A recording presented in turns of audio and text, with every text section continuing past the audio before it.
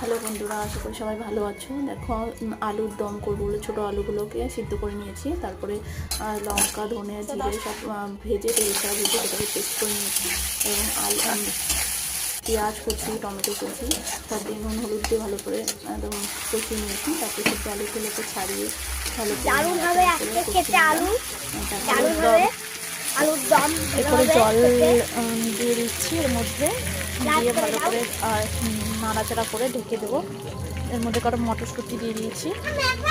লাস্টে যখন হয়ে যাবে নামানোর আগে ভাজা যে মশলাটা করেছিলাম, গরুর পেস্ট করে নিয়েছি, সেটা দিয়ে দেবো। আর তারপরে নামানোর আগে ধনেপাতা কুচোগুলো দিয়ে নামিয়ে দেবো। ভালো লাগলো, সবাই লাইক করে দাও। এটা খেলে সবাই বাচ্চা খুঁজছি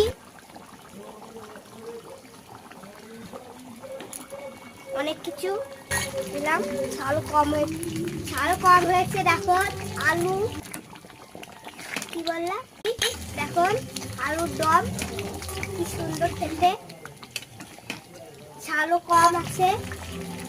লাইক করে দাও, লাইক করে দাও। এবার নামিয়ে রেডি করে নিলাম।